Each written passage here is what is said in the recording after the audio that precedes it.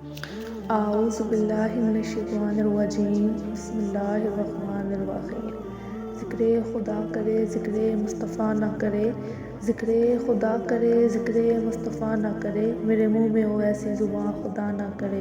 تمام دیکھنے اور سننے والوں کو نور اسلام کی طرف سے السلام علیکم ورحمۃ اللہ وبرکاتہ۔ امید کرتی ہوں آپ سب ایمان اور تقویٰ کی بہترین حالت میں ہوں گے انشاءاللہ عز و جل۔ آپ صلی اللہ علیہ وآلہ وسلم نے فرمایا، جب جنتی جنت میں اور دوزخی دوزخ میں داخل ہو جائیں گے، اللہ پاک فرمائے گا جس کے دل میں رائی کے دانے کے برابر بھی ایمان ہو اس کو بھی دوزخ سے نکال لو۔